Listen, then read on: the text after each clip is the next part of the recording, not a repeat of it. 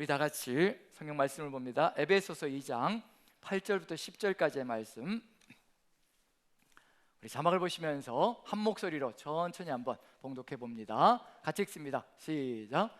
너희는 그 은혜에 의하여 믿음으로 말미암아 구원을 받았으니 이것은 너희에게서 난 것이 아니요 하나님의 선물이라. 행위에서 난 것이 아니니 이는 누구든지 자랑하지 못하게 함이라. 우리는 그가 만드신 바라 그리스도 예수 안에서 선한 일을 위하여 지으심을 받은 자니 이 일은 하나님이 전에 예비하사 우리로 그 가운데서 행하게 하려 하심이니라. 아멘. 아멘. 10절에 하나님 앞에서 선한 일을 위하여 지으심을 받았고, 그리고 하나님이 전에 예비하사 우리로 그 가운데 행하게 하려고, 전에 예비하사 행하게 하려고 이렇게 우리들에게 믿음을 주시고 은혜를 주시며 이끌어 가신다는 것, 우리는 선한 일을 위하여 같이 함께 한마음 되어 걸어가야 될 귀한 존재들이라는 것을 우리에게 알려주고 있는 줄로 믿습니다. 지난주에 제 이야기를 나누면서 상당히 부담스러워하는 표정들을 보고, 또 우리 자매 교구장님들과 설교 순나눔을 하면서 몰라서 그러는 게 아니라요, 가는 게 힘들어서 그래요. 이제 다들 같이 고백하면서 이 말씀은 많이 듣지만 이것을 삶으로 이루어 나간다는 것은 참으로 쉽지 않다는 것, 저도 그 길을 향해서 가고 있는 과정 중에 있고, 또 우리 성도님들도 그러한 과정 중에 있는 줄로 압니다. 이게 완성되어진 것이 아니라 가고 있다는 여정 속에서 우리가 얼마만큼 하나님을 믿으며 가고 있느냐, 그것이 가장 중요하지 않을까 싶습니다. 그래서 누구든지 자랑치 못하게 한다. 어느 누구도 간증을 하면서 그 속에서요 자기의 이름과 자기의 자랑이 드러나면 그 간증은 100% 실패한 겁니다. 누가 드러나야 되냐면요, 간증 속에서는 반드시 살아계신 하나님, 전능하신 하나님께서 드러나야 합니다. 그렇지 않다면 그 간증은 아무 의미가 없습니다. 인간의 자랑으로 끝날 수밖에 없거든요. 여기서도 분명한 건 누구든지 자랑치 못하게 할 것이라, 행위에서 난 것이 아니기 때문에, 그래서 하나님께서 우리에게 은혜를 끼쳐주시는 이유, 은혜를 끊임없이 우리에게 보여주시는 이유, 우리와 함께 하신다는 것을 끊임없이 알려주시는 이유, 우리 안에서 믿음을 창조해 주시는 겁니다. 믿음은 절대로 우리가 만들어가는 것이 아닙니다. 우리가 창조하는 것도 아니고요, 우리가 스스로 조작해내는 것도 절대 믿음이 될 수가 없습니다.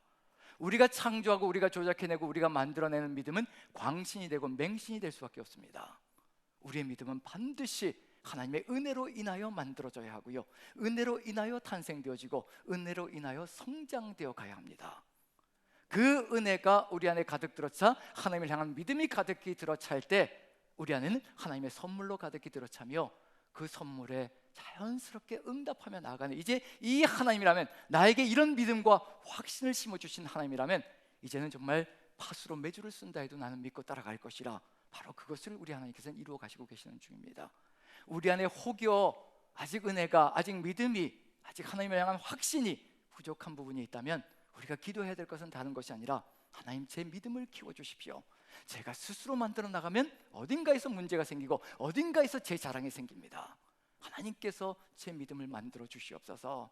그리하여 제가 자랑하지 않고 하나님의 뜻을 이루어가게 도와주시옵소서. 아브라함의 이야기를 지난주에 같이 나누었습니다. 그런데 아브라함이 이삭을 바치는 것 정말 쉽지 않을 거거든요.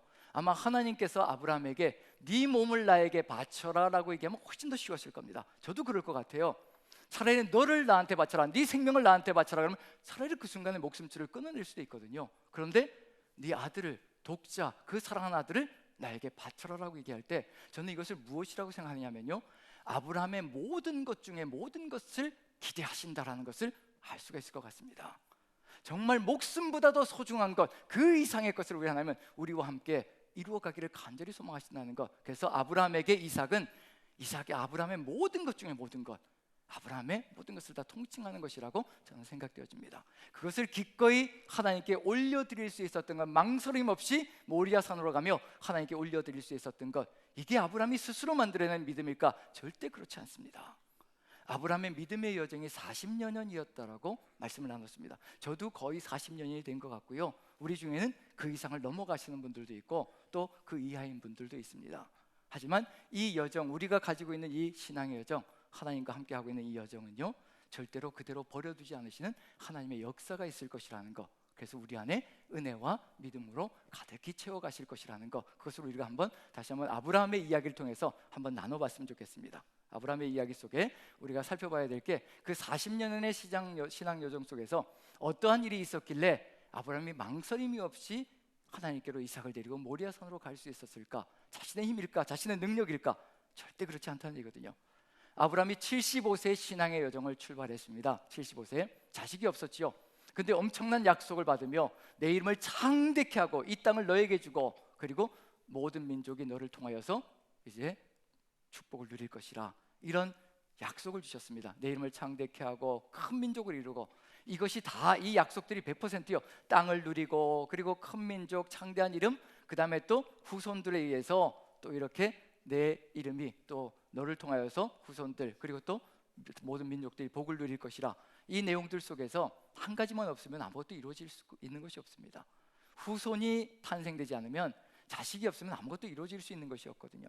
하지만 75세 출발할 때 아브라함은 자식이 없었고요. 그렇게 출발을 합니다. 믿음으로 출발하는 거죠. 그렇지만 시간을 거쳐가며 살아가다 보면 조급증이 생기고 또 마음속에 뭔가 마음이 조급해지는 그런 마음들이 우리 안에도 있죠. 그러다 보니까 이미 출발할 때 롯을 데리고 출발했다는 거 분명히 들어가 있습니다. 롯을 데리고 출발했다는 얘기는 롯을 양자 삼아서 자신의 후계자로 삼을 그런 욕망까지도, 생각까지도 가지고 있었다는 거. 그런데 하나님께서 롯과 헤어지게 만드십니다. 롯과 헤어지는 것도 결국 만만치는 않았을 것이고요, 롯과 헤어지게 만들었습니다. 그리고 몇 년의 세월이 더 지난 다음에 그 다음에 또 조급해지고 초조해지고 또 갈급해지기 시작하는 거죠. 그래서 자기 집에서 태어난 종 엘리에셀을 상속자로 삼았습니다. 그리고 상속자로 삼고 몇 년간을 또 지내고 가면서 하나님의 은혜 가운데 거하는 것으로 생각하며 지내갑니다. 그런데 어느 날 또 하나님께서 찾아오셔서 나는 너의 지극히 큰 방패요 상급이다라고 말씀해 주시며, 내 몸에서 날 자가, 그 엘리에셀이 너의 상속자가 아니라 내 몸에서 날 자가 너의 상속자가 될 것이라고 말씀해 주십니다. 그리고 그때가 밤이었던 것 같습니다. 아브라함을 데리고 나가셔서 하늘의 수많은 별들을 보여주시며 바로 너의 후손이 이와 같을 것이라고 약속을 해주십니다. 자, 이게 아브라함이 하늘의 별을 보면서 어떤 생각을 하셨을까? 하늘의 별은 바다의 모래와 비교하면 어느 것이 숫자가 더 많을까요? 이 지구상의 바다의 모래와 이 지구상에 있는 모래의 숫자와 하늘에 있는 별의 숫자, 어느 것이 더 많을까요? 예, 하늘에 있는 별이 더 많다라고 생각하시죠? 그래서 천문학자들도 이 행성이, 지금 이 지구와 같은 이 태양계가 얼마나 많이 있는지 아무도 모릅니다. 그래서 이 천문학자들에 의하면 아마 모래의 숫자보다 별의 숫자가 10배 정도는 더 많지 않겠느냐라고 추정합니다. 그것도 추정일 뿐이에요. 10배가 될지 100배가 될지 아무도 알 수가 없습니다. 그 하늘을 보여주며 이제 너의 후손이 바로 이와 같을 것이라 라고, 엘리에셀이 아니라 바로 이와 같은 후손이 탄생될 것이라, 근데 내 몸에서 나온 자가 바로 이와 같은 후손으로 연결될 것이라고 얘기하십니다. 그때 아브라함이 하나님께 이렇게 응답하죠.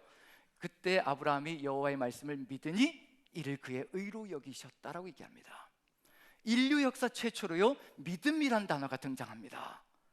구약 성경 속에서 지금까지 믿음이라는 단어가 나오지 않았습니다. 인류 역사 처음으로 믿음이라는 단어가 나오고 의라는 단어가 등장합니다. 하나님을 믿으니 이것을 의로 여기셨다. 처음으로 아브라함의 이야기 속에, 믿음의 조상의 이야기 속에 믿음이라는 것이 등장합니다. 그런데 이 아브라함이 여호와를 믿음에라고 되어 있는 이 믿다라는 단어가 히브리어 원어로 아만이라는 단어입니다. 거기에서 뭐도 나오냐면 아멘이라는 단어가 나옵니다. 그럼 우리가 기도할 때 기도가 다 끝나고 난 다음에 아멘으로 응답하는 것은 어떤 의미라는 얘기예요? 그대로 이루어지기를 믿습니다라고 응답을 하는 거거든요. 근데 기도해놓고 아멘 해놓고 되든지 안 되든지 이렇게 생각하고 있다는 얘기는 이미 마음이 딴 데 갔다는 얘기와 같은 얘기거든요. 바로 아멘의 신앙을 얘기하는 겁니다. 하나님께서 말씀하시자 아멘으로 응답하는 거예요. 반드시 하나님의 말씀이 이루어질 것입니다라고 아멘으로 응답하는 거거든요. 그 아멘으로 응답하는 것을 하나님께서 기뻐하시며, 아브라함이 아무것도 이룬 것이 없는데 그것을 의롭다라고 여겨주시는 겁니다. 하나님을 믿었을 뿐인데, 그 말을 믿었을 뿐인데. 자, 여기서 아멘의 신앙은 어떤 것이냐면요, 아멘으로 화답했을 때는 어떤 역사가 벌어져야 될 것인가? 무엇을 포기해야 될까요? 자신이 만들어 놓은 엘리에셀을 포기하겠다는 것과 같은 얘기입니다. 엘리에셀을 포기하고 하나님의 약속을 믿겠다는 얘기거든요. 이게 쉬운 일은 절대 아니라는 겁니다. 엘리에셀은 지금 눈에 보이고 있고 잘하고 있습니다. 잘하고 있기 때문에 희망을 가질 수 있고 믿음을 가질 수가 있거든요. 그런데 하늘의 별과 같다라고 말씀해 주셨는데 아직 눈에 보이는 후손은 아무것도 없습니다. 엘리에셀을 포기하는 그 순간에요, 아무것도 아브라함은 남는 게 없거든요. 그런데 아브라함이 이 하나님의 약속 말씀을 믿었다고 되겠습니다. 이루어질 겁니다. 하나님 믿습니다. 그리고 엘리에셀을 포기하는 겁니다. 이것이 바로 아멘의 신앙입니다. 하나님께서 말씀하시면 그 말씀을 액면 그대로 믿고 자기 것을, 자기가 준비했던 것을 포기하는 믿음, 이것이 바로 믿음의 조상의 길이고요. 실수하지 않는 것이 믿음의 조상이 아니라 실수가 일어나고 인간적인 계산이 있을지라도 하나님께서 말씀하시면 포기할 줄 아는 것, 그것이 바로 진정한 믿음이라는 것. 지금 우리의 삶 속에서도 한번 생각을 해보시죠. 우리는 하나님 나라를 향하여 나아가고 있고 하나님 나라를 바라보고 있습니다. 하나님 나라를 받들겠다고 아멘으로 응답했다는 얘기는 뭐냐면요, 세상 것은 놓겠다는 것을 의미하는 겁니다. 근데 이 두 가지를 부여잡고 가려고 하고 있거든요. 이 두 가지를 부여잡고 어떻게든지 저울질을 하면서 같이 들고서 가려고 하는 그런 역사가 우리의 삶 속에서 벌어지고 있다면 우리는 지금 아멘의 신앙으로 나아가고 있는 거 아닌가, 다시 한 번 더 생각해 봐야 될 필요가 있습니다. 이 두 가지 것을 부여잡고 가는 것, 지금은 천천히 걸어가면서 이것이 같이 가능한 것처럼 가지만, 이 양다리가 가능한 것처럼 가지만요, 어느 순간 어떤 일이 벌어질 것인가, 하나님의 말씀을 계속해서 살아가노라면 세상 것과 하나님의 것은 평행선으로 가지 않습니다. 절대 그렇게 가지 않습니다. 우리가 하나님을 더 깊이 알고 깊이 알면 알수록 세상 것과 하나님의 것은 멀어지게 되어 있습니다. 점점 멀어지게 되어 있거든요. 점점 멀어지다면 어느 순간에 가랭이가 찢어지는 순간이 옵니다. 그럼 그때 어떤 일이 벌어질까요? 하나님의 것으로 하나님께로 옮겨 타야 되는데 반대편으로 옮겨 탈 수도 있습니다. 하나님께서 끊임없이 우리에게 해주시는 건 뭐냐면 은혜를 통하여서 우리에게 믿음을 심어주시고 하나님만이 바로 삶의 길이라는 것을 깨닫게 만들어주셔서 우리가 결국 마침내 올바른 선택을 통해서 하나님과 함께 동행하는 삶을 살아가게 만드시려고 지금도 역사하시고 계시다는 얘기거든요. 지금도 우리와 함께 하시며 우리의 믿음을 세워가시고 이끌어 가신다는 것, 그 믿음이 점점 더 든든해질 때 하나님을 바라보며 나아갈 수 있는 역사가 펼쳐질 겁니다. 자, 이렇게 해서 엘리에셀을 포기하고 하나님의 약속을 믿고 나아갑니다. 그런데 시간이 지났는데도 하나님의 역사가 보이지 않습니다. 내 몸에서 태어날 자라고 했으니 아브라함의 몸에서 태어날 자인데 시간이 지나가는데도 전혀 기미가 보이지 않고 사라에게서 자식이 태어날 기미가 전혀 보이지 않습니다. 사라도 조급해지고요, 아브라함도 조급해지고, 그래서 사라가 자기 몸종 하갈을 아브라함에게 주면서 이제 당신의 몸에서 태어난다고 했으니까 첩을 들이면 어떻겠습니까? 그래서 결국 그렇게 해서 누가 탄생되어지나요? 이스마엘이 탄생되어집니다. 누가 준비하고 누가 예비한 것일까요? 하나님의 명령으로, 하나님의 약속으로, 하나님의 뜻으로 이루어진 건가요? 아니면 아브라함이 자신의 계획으로 이루어간 것인가요? 사람의 계획이었습니다. 사람의 계획. 몇 년 동안에 이런 일이 벌어지고 있는 중인가? 아브라함이 75세에 갈대아우르를 출발해서 왔다라고 얘기했거든요. 몇 년 동안에 이런 일이 벌어지고 있는 중인가? 한번 한 절 사이로 어떤 일이 벌어지고 있는지 한번 보겠습니다. 성경을 읽어보면요, 같이 한번 창세기 16장 16절 한번 같이 한번 읽어보죠. 같이 시작. 하갈이 아브라함에게 이스마엘을 낳았을 때 아브라함이 86세였더라. 자, 그럼 떠난 지 75세 떠났으니 몇 년 지난 거예요? 11년 동안에 여러 가지 사건이 발생합니다. 롯을 데리고 가다가 포기하게 하셨고, 엘리에셀을 선택했고, 또 엘리에셀도 포기했고, 거기에 덧붙여진 누군가요? 이스마엘이 탄생되어졌습니다. 11년 상간에 참으로 많은 일들이 벌어졌습니다. 우리도 시간이 지나면서 하나님의 뜻을 믿지 못하고 이렇게 기다리는 그 와중 속에 우리가 하고 있는 일들, 우리가 원하는 대로 했던 일들이 상당히 많습니다. 자, 그리고 얼마나 시간이 흘러갔는지 16장 16절은요 16장의 맨 마지막 절이고요, 17장 1절은 17장의 첫 절입니다. 이 두 절은 연속되어져 있습니다. 성경을 읽으면요 연결되어져 있는 거예요. 이 연결되어진 이 고리 속에 얼마만큼의 시간이 흘러가고 있는지 한번 살펴보시죠. 자, 17장 1절 같이 읽습니다. 시작. 아브라함이 99세 때 여호와께서 아브라함에게 나타나서 그에게 이르시되 나는 전능한 하나님이라 너는 내 앞에서 행하여 완전하라. 몇 살에 나타나시는 거예요? 99세 때. 그럼 86세에 이스마엘이 탄생되어졌고요, 지금 아브라함이 99세가 됐습니다. 한 절 사이에 몇 년이 흘러간 거예요? 13년의 세월이 흘러갔습니다. 역시 계산 잘 하시는군요. 자, 13년의 세월이 흘러갔어요. 13년 동안 하나님이 침묵하고 계십니다. 침묵하고 계세요. 아무것도 안 하십니다. 아브라함은 이때 어떤 마음이 들었을까요? 아, 하나님께서 이스마엘을 인정해 주시는구나. 13살까지 무럭무럭 자라고 있는 거거든요. 이제 아브라함은 이 이스마엘을 보면서 희망을 얻고 기대를 가지고 자신의 모든 것이 이 아이한테 있다는 것을 이제 늙어가는 몸을 가지면서도 이제 이스마엘을 보면서 희망을 가지고 살아갑니다. 하나님은 침묵하십니다. 우리의 삶 속에서는 몇 년 동안 침묵해 보신 하나님을 경험해 보셨던가요? 모든 것이 잘 돌아간다고 생각되어졌고 모든 것이 완벽하게 맞춰져서 걸어간다고 생각했는데 하나님이 왜 침묵하고 계실까? 하나님이 말씀해 주셔야 되는데 이 이야기 속에 들어가 있는 것이 무엇일까? 저는 만약에 하나님께서 나타나셔서 이스마엘은 네가 마련한 거니까 안 된다라고 말씀해 주셨다면 어떤 일이 벌어질 것인가? 저는 이 13년 상간에요, 만약에 중간에 하나님이 나타나셔서 그런 말씀해 주셨다면요, 이스마엘을 포기한 다음에 또다시 또 뭔가를 이루어냈을 겁니다. 그 기간 동안에 99세가 되었다는 건 무슨 얘기냐면요, 이제 아무것도 할 수 없는 상황이 되어졌다는 것을 의미하는 겁니다. 이제 인간으로서 모든 것이 끝장났다는 것, 내 몸에서 나는 것까지도 이제 모든 것을 기대할 수 없는 그런 상황이 되어졌다는 것을 알려주고 있는 중입니다. 자, 그럼 여기서 한번 질문 드려보죠. 누가 누구를 기다리고 있는 중일까요? 아브라함이 하나님의 약속을 기다리고 있는 중일까요? 하나님께서 아브라함이 포기할 때까지 기다리고 있는 중일까요? 저는 하나님께서 기다리고 계시다고 확신합니다.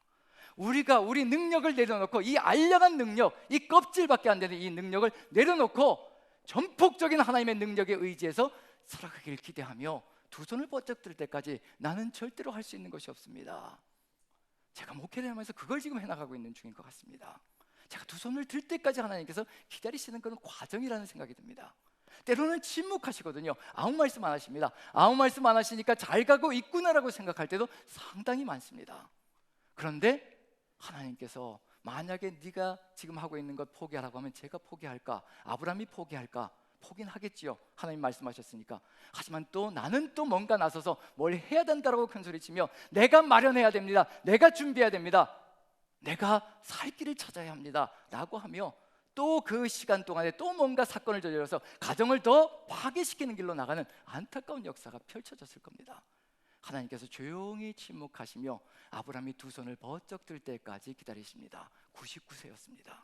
13년의 세월 동안 하나님이 얼마나 답답하신 심령으로 기다리고 계실까?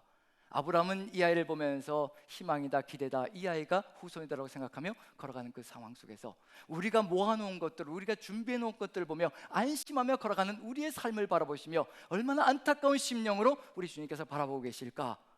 99세가 되었을 때 하나님께서 나타나셔서 자기 자신을 이렇게 소개합니다. 아브라함의 이야기 속엔 최초가 참 많습니다. 하나님께서 자신을 이렇게 소개하신 적이 없습니다. 근데 99세 아브라함에게 오셔서 이렇게 소개합니다. 오늘 찬양 중에도 준비하며 예비하며 시작할 때 찬양했던 내용 속에도 들어가 있습니다. 나는 어떤 하나님이라고요? 나는 전능한 하나님이라. 그 전까지는 어느 누구에게도 전능한 하나님으로 자신을 소개한 적이 없습니다. 엘 샤다이, 히브리어로 엘 샤다이입니다. 나는 엘 샤다이의 하나님이라, 전능한 하나님이라. 왜 하필이면 99세가 된 아브라함에게 나타나셔서 나는 전능하다고 말씀하실까? 인간이 완전하게 철저하게 무능해져야 전능하신 하나님을 체험할 수가 있습니다. 내가 살아있으면요, 하나님께서 역사하실 때 내 힘도 들어가 있고 하나님 힘도 들어가 있고, 그래서 하나님도 절반 나도 절반, 그래서 우리가 이루었습니다 라고 큰소리 치거든요.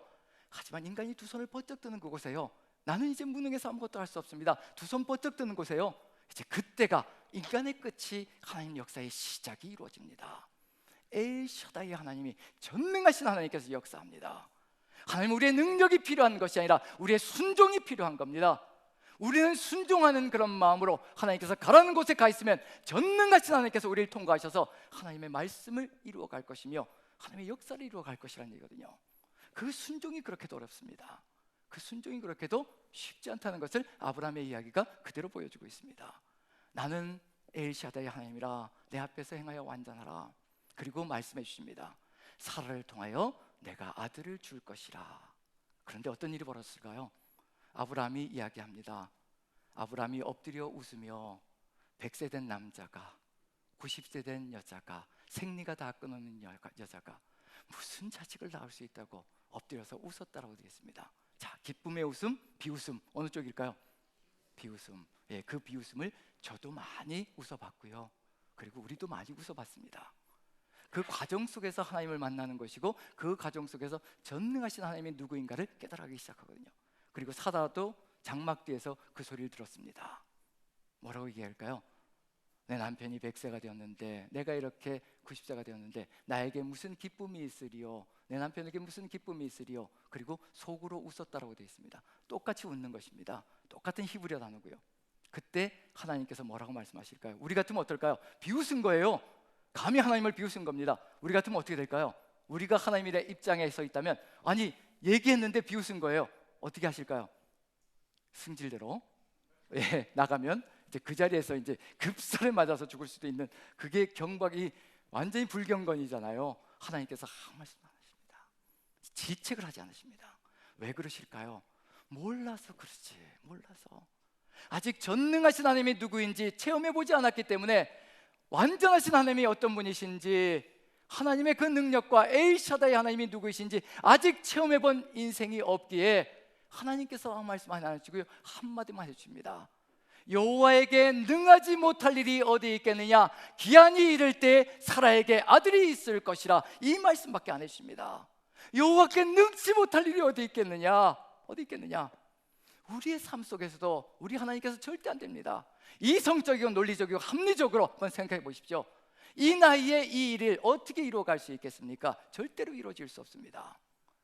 만약에 이스마엘이 계속해서 아브라함의 상속자가 되었다면 어떻게 됐을까요? 99세 아브라함에게 나타나서 이스마엘을 번제로 바치라고 얘기하면 절대 바칠 수가 없습니다. 왜냐하면요, 이젠 늙어서 더 이상 자식을 낳을 수가 없거든요. 더 이상 낳을 수가 없으니 이거 태워버리면 어디 가서 어떻게 하소연하겠어요? 내 불찰을 어떻게 하소연하겠습니까? 내가 마련해 온 것은요, 내가 내 능력으로, 내 힘으로, 내 생각대로, 내 주장대로 마련해 놓은 것은요, 하나님이 달라 해도 절대 줄 수 없습니다. 하나님도 아십니다. 하나님도 아시거든요. 그래서 어떤 사람 은혜로 인하여 믿음으로 말미암아 얻은 것, 은혜의 선물로 얻은 것, 그것만이 선물이 되고요, 그것만이 하나님께서 달라 할 때 언제든지 기꺼이 올려드릴 수 있는 그런 존재가 됩니다. 거기까지 기다리시는 겁니다.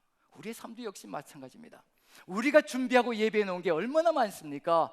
내 생각으로, 내 고집으로, 내 주장으로 미래를 생각하며 준비해 놓은 것이 얼마나 많습니까? 지금 아브라함에게 가르쳐 주는 게 뭘까요? 누구만 믿고 따라가면 된다는 것을 가르쳐 주실까요? 우리의 계산과 우리의 합리적이고 이성적인 이 생각들을 넘어서는 전능하신 하나님, 능력의 하나님, 내 여호와께 능치 못할 일이 있겠느냐? 기한이 이를 때 사라에게 아들이 있을 것이라. 그리고는 아들이 태어납니다. 그런데 아들이 태어났을 때요, 뭐가 제일 강조되고 있는지 보십시오. 아브라함에게 이걸 가르쳐 주시는 겁니다. 이걸 배워야 믿음의 조상이 되는 겁니다. 하나님께서 왜 우리를 수시로 광야로 집어넣으실까? 광야의 특징은 뭐냐면 아무것도 없다가 바로 광야의 특징입니다. 먹을 것도 없고 마실 것도 없고 포도원도 없고 무화과밭도 없고 아무것도 없다. 그게 이스라엘 9세대가 끊임없이 광야에서 부르짖었던 내용입니다. 아무것도 없다는 겁니다. 그런데요, 아무것도 없는 곳이 하나님의 전능하심을 체험할 수 있는 최고의 장소가 되는 겁니다. 우리를 광야로 집어넣으실 때는요, 그 전능하신 하나님이 누구이신가를 깨닫게 만들고 믿음을 세워주시어 우리가 그 하나님과 함께 살아가게 만들어 주시려고 하나님께서 우리를 광야로 집어넣으시는 겁니다. 고난이 닥칠 때, 힘겨움이 닥칠 때, 이 질병을 도저히 내가 극복할 수 없고 의사 선생님들도 포기했다고 할 때, 그때가 바로 전능하신 하나님을 체험할 때입니다. 그 하나님이 이끌어 가십니다. 이삭이 태어났을 때 어떤 것이 강조되는가? 광야 여정과 똑같습니다. 이거 가르치시는 겁니다. 21장을 보시면요, 이삭이 태어났다는 것보다 뭐가 강조되는지, 세 절 속에서 어떤 것이 계속 반복되는지 보십시오. 이걸 배우는 겁니다. 그래야 믿음의 조상이 됩니다. 같이 한번 읽어보죠. 시작. 여호와께서 말씀하신 대로 사라를 돌보셨고 여호와께서 말씀하신 대로 사라에게 행하셨으므로 사라가 임신하고 하나님이 말씀하신 시기가 되어 노년의 아브라함에게 아들을 낳으니 아브라함이 그에게 태어난 아들 곧 사라가 자기에게 낳은 아들 이름하여 이삭이라 하였고. 무엇이 계속 반복되고 있나요? 여호와께서 말씀하신 대로 기한이 차서 이와 같은 역사가 이루어졌다는 겁니다. 무엇이 가장 중요할 것인가? 성경 66권이 하나님의 말씀입니다. 우리가 그 하나님의 말씀을 액면 그대로 믿고 나아갈 때 전능하신 하나님의 역사가 우리의 삶을 통해서 솟구쳐 올라온다는 거, 그것을 믿고 나간다면 우리가 어떤 삶을 살아갈 것인가? 바로 이거 가르치시는 겁니다. 전능하신 하나님의 말씀은 반드시 이루어진다는 겁니다. 절대로 무너지지 않고 헛되이 돌아가는 법이 없다는 겁니다. 비가 땅에 내려서 땅을 적시고 곡식이 자라게 하고 열매를 맺게 하는 것처럼 하나님의 말씀도 우리에게 쏟아졌을 때는 반드시 열매를 맺고 하나님께로 돌아간다는 것, 그것을 알려주고 있는 중입니다. 무엇을 믿고 따라갈 것인가? 눈에 보이는 것을 믿고 따라갈 것인가? 비록 지금 눈에 보이지 않는 하늘의 별과 같은 후손들, 눈에 보이지는 않지만 하지만 하나님께서 말씀하셨기 때문에 반드시 이루어진다는 것, 아브라함에게 이걸 가르쳐 주시는 겁니다. 광야 여정 속에서 40년의 여걸 동안 이걸 배우는 겁니다. 이스라엘 백성들이요, 선조 믿음의 조상이 배웠던 이 말씀, 이걸 배우는 겁니다. 하나님께서 말씀하시길 너희 선조들도 알지 못하던 만나를 너희에게 먹이신 것은 너희를 낮추시며 시험하사 너희 마음이 어떠한지 하나님의 명령을 따르는지 아닌지 그것을 보려 하심이라. 그리하여 마침내 사람이 떡으로만 사는 것이 아니라 하나님의 입에서 나오는 모든 말씀으로 사는 줄을 알게 하려 하심이었느니라. 하나님의 말씀, 그 말씀이 우리 안에 들어와 있다면요, 이루어지지 않을 것이 무엇이 있겠습니까? 전능하신 하나님이 엘샤다이의 하나님이신데요, 이제 이 하나님께서 아브라함에게, 이삭을 보면서 살아가는 그 아브라함에게 115세쯤, 이삭이 15세쯤 되었을 때 찾아오셔서 이삭을 바치라고 합니다. 이삭은 믿음의 선물이었거든요.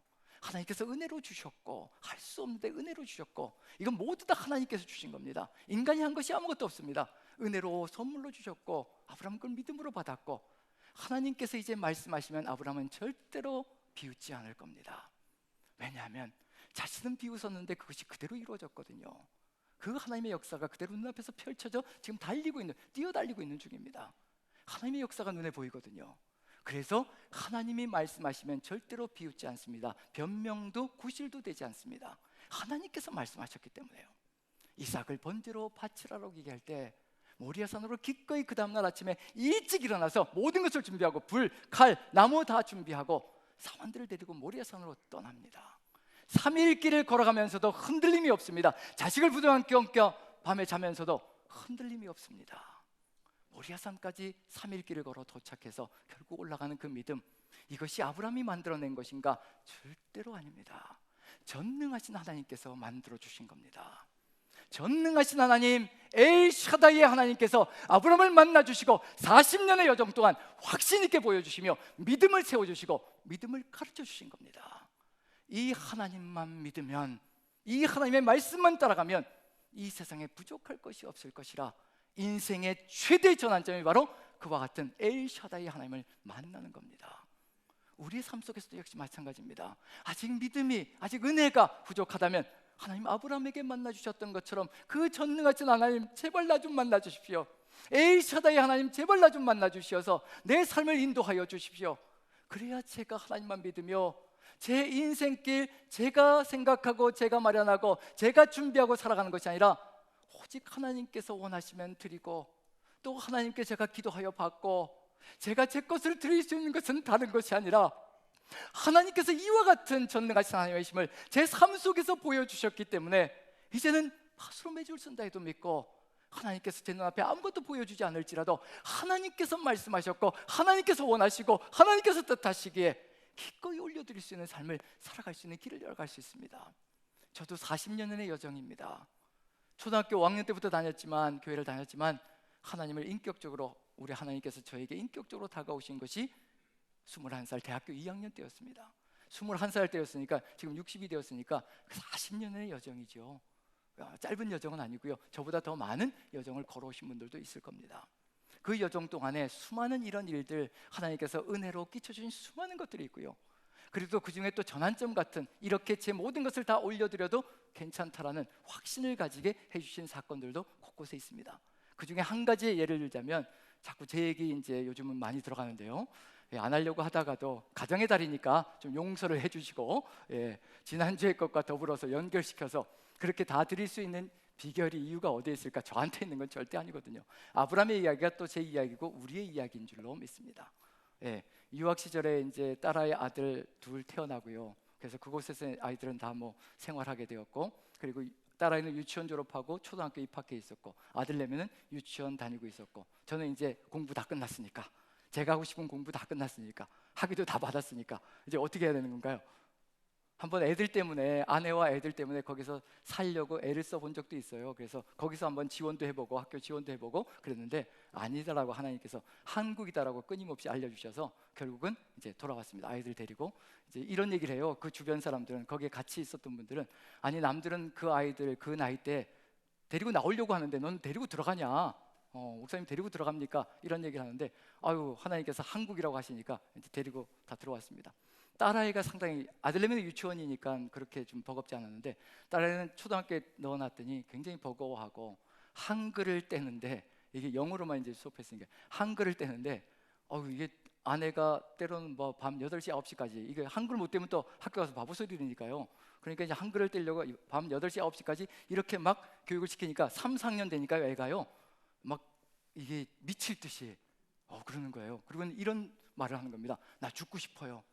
돌아가고 싶어요. 죽고 싶어요. 이런 얘기가 나오는 거예요. 아니, 자식 입에서 죽고 싶다는 얘기를 듣는 부모 심정이 어떤 것인지 저는 정말 뼈저리게 깨달았습니다. 그래서 우리 하나님 앞에서 죽고 싶다는 얘기 안 해야 되겠다는 생각이 듭니다. 우리도 그럴 때가 있잖아요. 어찌됐든 그래서 초등학교에서 또 아이들이 얘가 외국에서 왔다 그러니까 또 잘 대해주면 모르는데 또 이제 왕따 시키고 이러면서 굉장히 고통스러운 시간을 보냈습니다. 그러면서 이 딸아이가 이 아이들이 가는 중학교에 같이 가고 싶지 않다고, 제발 다른 데로 좀 보내달라고, 이 아이들 없는 데로 좀 가게 해달라고, 그래서 수소문해가지고 기독교 국제학교가 부천에 또 마침 있더라고요. 그래서 기독교 국제학교 이제 한번 수소문해가지고 보내려고 다 해봤는데 비용이 어떨까요? 국제학교다 보니까 이게 시간 강사의 벌이로는 한 200만 원 정도 매달마다 내야 되거든요. 이 비용을 감당할 수가 있을까? 불가능하다. 그런데 딱 가서 이제 상담을 하는데, 이 기독교 국제학교에서 목회자들은 절반을 감면해 준다는 거예요. 이게 웬일입니까 하나님? 딱 절반 감면해 준다는 그 소리를 듣고 마음속에 훅 할 수 있겠다. 이게 누구의 마음일까요? 이게 하나님의 마음 같은지 제 마음 같은지 어쨌든 두 가지가 뒤섞여 가지고 이렇게 가고 있는 걸 느꼈습니다. 할 수 있다. 이 정도면 다 그리고 가지고 한번 해보자 라는 생각이 드는 거예요. 제 생각도 들어가 있었다는 느낌이 듭니다. 그러고 나서 이제 뭐 중학교 1학년부터 고등학교 3학년까지 다니면서 감사하게도 또 어떤 분이, 제 성경 공부에 같이 참여하는 한 중년의 여성분이, 집사님이 3분의 2 정도를 매달마다 보내주셨어요. 정말 감사하죠. 상황을 다 아시고 3분의 2 정도 되는 학비를 매달마다 보내주시고 고등학교 졸업할 때까지요. 그리고는 저도 이제 십시일반 이렇게 해서, 그래서 이게 하나님의 역사인지 제 역사인지 이제 모를 정도로 이렇게 흘러갔습니다. 그런데 고등학교를 졸업하게 됐잖아요. 국제학교 졸업했으니까 이제 미국으로 대학을 가려고 하는 거예요.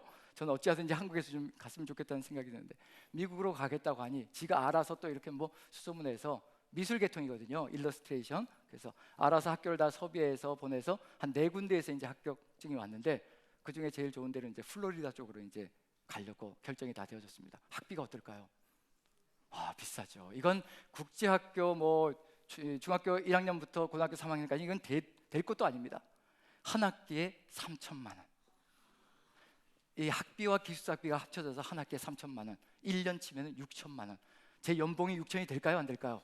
안 되죠. 시간 강사로 살면서 무슨 6천이에요. 생활비까지 다 끌어모아도 그 돈이 안 되는 거거든요. 이건 불가능하다. 이제 아브라함의 99세 때 아브라함이 생각나더라고요. 이건 불가능입니다. 절대로 할 수 없습니다. 이건 안 됩니다. 안 됩니다. 이건 도저히 안 됩니다. 불가능합니다. 그렇게 고민하며, 그 다음에 딸은 간다라고 못 가면 안 된다라고 이렇게 얘기하고 있고, 그 상황 속에서 할 수 있는 건 기도밖에 없지요. 하나님밖에 의지할 데가 없죠. 근데 그 즈음에 이제 이상한 역사들이 일어나기 시작하는 겁니다. 어떤 거냐면, 성경 강의 들으시는 자매님 중에 한 분이 저한테 전화를 하셔가지고, 남편이 몇 년 동안 받지 못했던 성과급을 받았습니다. 근데 좀 돕고 싶다는 얘기를 하시는 거예요. 보통 이럴 때만 한 몇십만 원 보내주시거나 많으면 100만 원. 제가 그때까지 정말 최고로 이렇게 지원금을 받아본 것이 최고가 500만 원이었습니다. 그래서 많아야 200, 300 이렇게 보내주시겠지라고 생각하고 보냈다고 하셔가지고 아내한테 통장을 한번 점검해 보라고 그랬더니, 아내가 이렇게 전화로 이렇게 들으면서 계속 반복해서 듣는 거예요. 그래서 왜 자꾸 반복해서 이게 액수가 이상해서 반복해서 듣는다고. 근데 얼마가 보내면 2천만 원을 보내주신 겁니다. 상상도 못할 돈이죠. 내 가족도 아니고요, 상상도 못할 돈이 들어오는 겁니다. 그런 한 분이 또 여성, 이게 남자분들은 아니네요 진짜. 전부 다 여성분들이네요. 공교롭네요, 아주 공교롭네요. 예, 자매님들 참 복 받으실 겁니다. 예, 한 중년의 여성분이 전혀 모르는 분이, 저는 전혀 모르고요, 전혀 모르는 분인데 전화를 하신 겁니다. 왜 전화하셨냐면 제 유튜브에 제 시편 강의가 들어가 있잖아요. 그 10주를 다 들으셨다는 거예요. 그리고 또 본인 너무 은혜돼서 자녀들도 또, 여러분들 안 들으신 분 꽤 많죠? 예, 은혜 된대요. 예. 어쨌든 이렇게 해서 자식들도, 자녀들에게도 들으라고 해서 다 듣고, 그 다음에 더 은혜가 되어서 언니 가족한테도 또 전달해가지고 언니와 또 언니 조카들, 자녀들 있잖아요, 다 듣고 온 가족이 다 들었다는 거예요. 그리고 너무 감사해가지고 제가 강의했던 그 교회에다 전화를 해가지고 제 전화번호를 수소문해가지고 저한테 전화를 하신 거예요. 이런 정성이 있나요? 이럴 수가 없거든요. 그저 전화번호 모르면 그냥 아예 감사하다고 그러고 끝날 거거든요. 그런데 저한테 전화를 하신 겁니다. 너무 감사해서 좀 헌금을 하시고 싶다고. 그래서 보내주셨는데 그때는 300만 원 보내주셨어요. 좀 실망이 되시죠? 네, 300만 원 보내주셨어요. 근데 이분이 이제 제 성경 강의하는 곳으로 계속 또 이제 참여하게 됐습니다. 그러더니 딸이 유학 간다는 걸 이제 들으셨어요. 그때부터 뭐라고 하시냐면 저하고 언니하고 합쳐서 매 학기마다 1,000만 원 보내드리겠습니다. 근데 매 학기마다 어김없이 보내주시는 거예요. 어김없이입니다. 단위가 완전히 달라지기 시작합니다. 그 전까지는 몇십만 원, 몇백 요 정도였는데요, 딸아이가 유학 간다니까 단위 수가 달라지기, 1,000만 단위가 이루어지기 시작하는 겁니다. 그 누가 또 봉투를 주시는데 집에 가서 보니까 100만 원, 100만 원짜리 수표가 10장이 들어있는 거예요. 이런 역사들이 끊임없이 벌어지는 겁니다. 그리고 제가 또 2018년에는 이제 디스크가 터져가지고, 우리 남산교회 1년 전이죠, 오기 1년 전 디스크가 터져서 1월 달에 수술을 받았거든요. 그래서 모든 강의, 학교 강의, 모든 성경을 다 취소했습니다. 6개월 동안은 이제 재활을 하고 가야 되는 거죠. 그래서 하나님 어떡합니까? 제 건강이나 그다음에 생활비나 이런 게 걱정되는 게 아니라요, 딸내미 어떻게 유학 가 있는데 이거 어떻게 해야 되나, 그 마음이 가장 크게 드는 거예요. 그래서 1월 달에 이제 수술 받고 1개월 뒤에 또 재발하더라고요. 그 재발해가지고 또 다시 재시술을 받았습니다. 6개월을 완전히 꼼짝 못하고 회복과 재활에 다 전념할 수밖에 없는 시간이죠. 그런데 그 1,000만 원을 매 학기마다 보내주셨던 그분이 미리 보내주시는 거예요. 지금 목사님 생활비가 필요할 테니까 미리 이거 쓰시고, 또 학비 보낼 때는 저희가 어떻게 알아서 또 할 테니까 그럼 보내주시고, 또 선한 사마리아 같은 분들이 끊임없이 보내주셔서, 솔직히 제가 말씀드리죠, 그때 6개월 동안은요 제가 강사로 뛰었을 때보다 더 많은 풍성함을 채워주셨습니다. 걱정하고 근심할까봐 전 그때 뭘 느꼈냐면요, 너 그동안 14년 세월 동안 너하고 같이 유학 끝내고 들어온 친구들은 안식년 7년에 한 번씩 다 누렸는데 너 못 누렸지. 그래서 안식년을 누리게 해주는 것 같은 그런 느낌이었습니다. 근데 좀 좋게 누리게 해주시지, 허리를 꺾어가지고 누리게 해주시고, 이런 일이 벌어지는 거죠. 어쨌든 그때 쉬면서 또 충전도 되고요. 그리고 나서 이제 더 획기적인 사실은 뭐냐면요, 딸내미가 2학년을 마친 다음에 휴학기를 내겠다는 거예요. 부모 심정은 어떨까요? 기왕 하는 거 계속 쭉 해가지고 좀 마쳤으면 좋겠는데, 어쩌든지 제가 좀 나이가 더 들기 전에 쭉 좀 마쳤으면 좋겠는데, 본인 일러스트레이션 그림이니까 학교에서 배우는 거는 너무 이렇게 교수들 주관적으로 그냥 끌고 가니까 본인 작품을 만들 수가 없을 것 같아서 한 얼마간 쉬면서 본인 작품을 좀 만들고 싶다고, 그래서 자식 있는 부모 없다고, 그래라. 그리고 이제 한국에 들어왔습니다. 제 생각, 아내 생각하고 제 생각은, 그럼 지원해 주시는 분들의 그 돈을 다 모아가지고, 얘기는 안 드렸으니까, 휴학한다는 얘기 안 드렸으니까 다 모아서 딸내미가 복학할 때 써야지, 그리고 이제 생각을 하고 가고 있었는데, 어떤 일이 벌어졌을까요? 딸내미가 딱 들어오자마자 모든 지원이 일시에 끊어지는 겁니다. 저는 그걸 보면서요 깨달았습니다. 제가 필요할 때는 모르는 사람들까지 동원해서 하나님께서 채워주시고, 제가 필요하지 않을 때는 일순간에 다 끊어서 또 다른 곳으로 옮겨주시고, 하나님께서 하시는 역사가 뭔지를 역력하게 보았습니다. 정말 하나님이 살아계시다는 것, 지금도 살아서 역사하시며 전능하신 하나님이라는 것을 제 삶 속에 역력하게 보여주신 사건입니다. 그래서 하나님을 믿습니다. 제가 남는 것이 있을 때는 하나님께 드리고, 하나님께서 옮기라고 하는 것이 옮기고, 제가 필요할 때는 하나님께 또 무릎 꿇고 기도하며, 하나님 필요합니다, 하나님 이것은 제가 사치로 필요한 것이 아니라 꼭 필요해서 필수여서 하나님께 간구합니다. 하나님 허락하여 주십시오. 하나님께서 또 허락하여 주시고, 이제는 하나님과 연결되어 살아가는 것이 얼마나 행복하고 아름다운 것인지, 없을 때도 두렵지가 않습니다. 물질적으로요 뭔가 사용해야 될 것이 들어왔는데 제가 가진 것이 없을 때 두렵지가 않고요, 하나님께서도 어떻게 일으켜 주실까, 그 기적을 볼 준비를 하면서 기대가 됩니다. 전능하신 하나님이 지금도 살아계시거든요. 저는 그 하나님이 어떤 분이라고 믿느냐면요, 출애굽기 3장을 한번 보시죠. 같이 한번 읽어보죠. 출애굽기 3장 7절을 같이 한번 읽어봅니다. 7절 같이 시작. 여호와께서 이르시되 내가 애굽에 있는 내 백성의 고통을 분명히 보고 그들이 그들의 감독자로 말미암아 부르짖음을 듣고 그 근심을 알고 저는 확신합니다. 이 말씀이 진리이고 참이라는 것을 확신합니다. 제가 어떤 고통 가운데 거하고 있는지 보시고 계신다는 거, 눈을 만드신 하나님께서 어찌 보시지 못하겠습니까? 지금도 역력히 다 보고 계시고, 제가 고통 가운데 신음소리며 도저히 할 수 없습니다, 저의 무능함을 용서해 주시고 하나님 역사하여 주시옵소서. 이 울부짖음을 들으시고, 그리고 마음속의 근심, 어느 누구에게도 얘기할 수 없거든요. 내가 이렇게 돈이 필요합니다, 누구에게 얘기하겠어요? 목회자가 성도님들에게 얘기하겠습니까? 누구에게 얘기하겠어요? 아무에게도 얘기할 수 없는 이 아픔과 고통까지도 우리 하나님은 다 아시고 그 모든 것들을 헤아려서 하나님께서 역사하신다는 것 보시고 들으시고 아시고 내려가서 건져내고 인도하여 내가 너를 이끌어갈 그곳으로 데려갈 것이라. 이분이 바로 우리 하나님이십니다.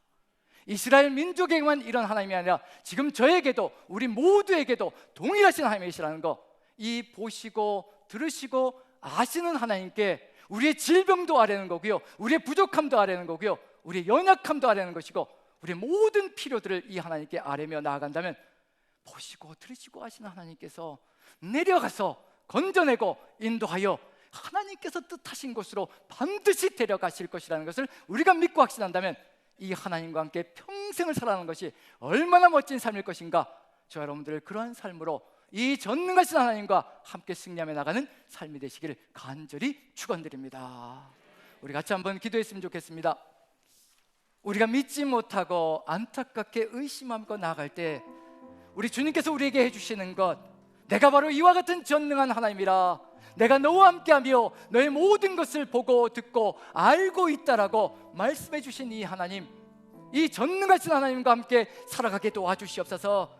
이 전능하신 하나님만 믿고 의지하며 신뢰할 수 있도록 믿음을 키워주시옵소서. 오직 하나님만 바라보게 도와주시옵소서. 다 같이 한 목소리로 기도합니다. 이 하나님만 보게 해주시고 믿게 해주시고 확신케 하여 주시옵소서. 다 같이 기도합니다. 사랑의 하나님, 우리 하나님께서 함께하여 주시고 은혜를 더하여 주시어서 아버지, 우리가 믿지 못하고 신뢰하지 못하고 무너져 있을 때가 참으로 많습니다. 우리 하나님께서 함께하여 주시고 역사하여 주시옵소서. 지금도 우리의 모든 것을 보시고 그리고 우리의 모든 것을 들으시며 아시는 하나님께 우리가 고백하며 우리의 미래를 맡기게 도와주시고 우리의 자녀들을 맡기는 믿음이 되게 도와주시옵소서. 오늘 이 시간에 모든 성도님들이 이 전능하신 하나님과 함께 나아가 일주일의 삶을 승리할 수 있도록 주께서 역사하시고 인도하여 주시옵소서. 감사드리며 우리 구주 예수 그리스도 귀하신 이름 받들어 기도하옵나이다. 아멘.